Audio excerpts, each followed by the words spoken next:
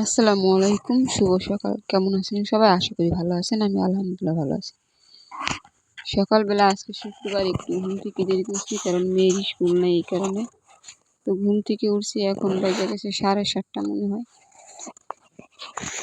তো চা জাল দিছি, চা জাল দিয়ে বিস্কিট দিয়ে চা খাইতেছি। তো চা খাওয়া দাওয়া শেষ করে এই যে চুলার পর রান্না করতে আসছি। আজকে মুরগির গোশত রান্না করবো, যেহেতু শুক্রবার। তো আদা রসুন বাটা আছে, জিরা বাটা লাগবো। তো জিরা আর কিছু গরম মশলা আমি বাইটে নিয়েছি এখানে। আর টাটকা জিরা বাটা ছিল, কিন্তু এখন আমি টাটকাটা বাইটে নিতেছি, মানে তাজা তাজা।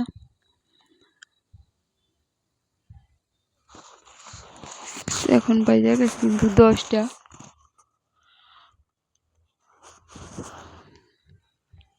জিরা বাটতেছে, আর এদিকে এই যে গরম পানি কইরা তারপর শাশুড়ি বলছে যে মুরগির চামড়া, কারণ উনি আবার ওই শক্ত মুরগির খাইতে পারে না, গোস।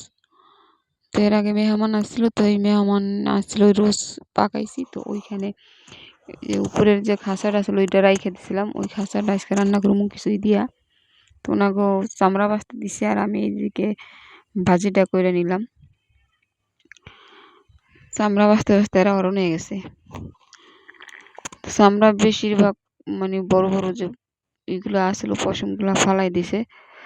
তো এখন কিছু চিকন চিকন পশম আছে, ওইগুলো আমি পুড়ে নিতেছি। পুড়ে নিলে যা একটু থাকে ওগুলো ফালান যায়, একদম ঘিচি ঘিচি পশম। তো ভালোভাবে চুলার উপর দিয়ে পুড়ে নিতেছি, যেহেতু পোলট্রি মুরগি। টপ টপ করে তেল পড়তেছে, আর আগুন নিভে যায়, আবার তেল পরে আগুন নিভে যায়। তো যাই হোক, চামড়াটা পুড়ে আমি রাইখে দিলাম, কারণ চামড়া বাঁচতে বাঁচতে অনেক বেশি সময় লাগবে, এখনো পশম আছে অনেক। তো ভাবলাম আগে গোশটা কষাই, তারপরে আর চামড়াটা বাইসা তারপর গোশের মধ্যে দিয়ে দিমনি। তো এই যে মুরগি রান্না করার জন্য সব মশলা আমি দিয়ে নিছি। আর এখানে দিলাম কিছু জিরা, এই যে গরম মশলা বাড়ছি, আর আস্তে আস্তে কিছু দিয়ে নিলাম। গোশটা রান্না করবো যে পেঁপে দিয়া, পেঁপে কেটে নিছি, আর মাংসটা ভালোভাবে ধুয়া রেডি করে নিছি। এতে কিন্তু মশলাও কষানো হয়ে গেছে। এখন আমি মাংস দিয়ে নিতেছি। শাশুড়ি শক্ত মুরগি খাইতে পারবো না, হ্যাঁ শুধু চামড়া খাইবো, চামড়া দিতেই হইব। খাইতে পারে কিন্তু আড্ডি মাড্ডিগুলো চাবাইতে পারে না, কারণে চামড়া বাঁচতেছে। আর চামড়া না দিলে কিন্তু গোশ কেমন কেমন যেন একটা মনে হয়। চামড়াটা দিলে একটু তেল তেল কেমন অন্যরকম টাইপের লাগে। তো ওইখানে গোশটা কষে ভালোভাবে একটু পানি দিয়া ঢাইকা দিলাম, আর এই ফাঁকে আমি চামড়াটা পরিষ্কার করে নিতেছি। চামড়ার মধ্যে কিন্তু এখন অনেক পশম আছে, ওই যে মানে পুড়ছি মোটা মোটা যে পশম, ওটা মাথা পুড়ে আছে, অর্ধেক পড়ছে অর্ধেক আছে, বাসা যাইব। ভালোভাবে বাইসা নিছি, এই যে একদম পরিষ্কার করে নিছি বাইসা। আর এদিকে কিন্তু আমার এই যে পেঁপে গোশত সবকিছু সেদ্ধ হয়ে গেছে। তো সমস্যা নাই, চামড়া যেহেতু পাতলা, কিছুক্ষণ আর একটু কষাই নিলে সেদ্ধ হয়ে যাব। চামড়া যেহেতু সেদ্ধ হতে সময় লাগবে না। চামড়া কিন্তু আমার এদিকে সেদ্ধ হয়ে গেছে, দেখেন চামড়াটাও ভালোভাবে সেদ্ধ হয়ে গেছে। চামড়া সেদ্ধ হইতে বেশি সময় লাগে না, যেহেতু আবার সেকা দিছি, সেকাতেই কিন্তু সেদ্ধ হয়েছে। ভালোভাবে কষে এখন পানি দিয়ে নিলাম, ঝোল দিলাম, বেশি ঝোল রাখবো না। আর এই যে এইদিকে আমি ফোড়ন উড়ে রাখছি, আমাদের দেশে বলা হয় শাক।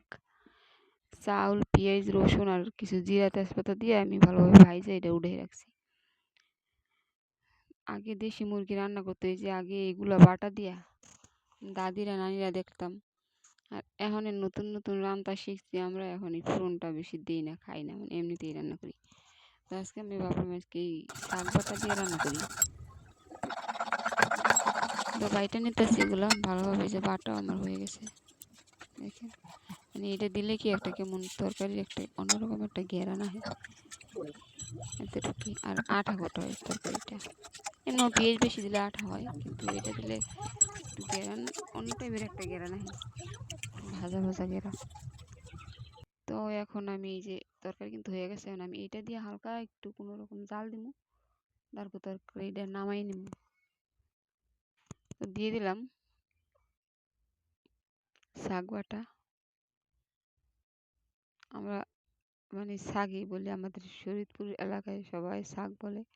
অন্য অন্য দেশে কিন্তু অনেক রকমের এই জিনিসটার নাম অনেক রকমের আছে, এক এক দেশে এক এক রকম। তো এদিকে কিন্তু পেঁপে সব সেদ্ধ হয়ে যায়। আর পেঁপেটা 1 সপ্তাহ হয়ে গেছে আনা। এর আগে আমি সিঙ্গারা বানাইছিলাম, পেঁপে আনছিলাম, খাওয়া হয় নাই। এই পেঁপে রাইখা অনেক জায়গায় বেড়ানো হয়েছে। তো এখন ভাবলাম পেঁপেটা ভালোই ছিল শীতের দিন যেহেতু। তো একদিন ওই যে ভাজি করছি, আর আজকে গোস দিয়ে রান্না করলাম। পেঁপে দিয়ে গোস রান্না কিন্তু আমার ভালো লাগে। তো রান্না বান্না শেষ করে কাজকাম সব শেষ করে গোসল করছি। গোসল করে এই যে এখন ভাত খাওয়ার পালা। রান্না বান্নার পরে তো খাওয়া দাওয়াই, তাছাড়া তো আর কিছু নাই। এবার শাশুড়ি মেয়ে আমার জন্য ভাত বাইরে নিলাম প্লেটে। আর টেবিলে বসে কিন্তু এরা খাইতে পারে না, এই জন্য আমি নিচেই বসবো পানি দিয়া। আর এই যে গোষ্ঠটা রান্না করছি দেখেন। আর ওইখানে পেঁয়াজের কলি ভাজি করছি, আমরা বলি পেঁয়াজের হাই। তো কেমন হয়েছে আমার ভিডিওটা অবশ্যই কমেন্ট করে জানাবেন। আর ভিডিওটা যদি ভালো লাগে লাইক শেয়ার কমেন্ট করে দিবেন। আর নিত্য নতুন ভিডিও দেখার জন্য আমার সাথেই থাকবেন। সবাই ভালো থাকবেন, সুস্থ থাকবেন। আবারও দেখা হবে নতুন কোনো ভিডিও নিয়ে। আল্লাহ হাফেজ।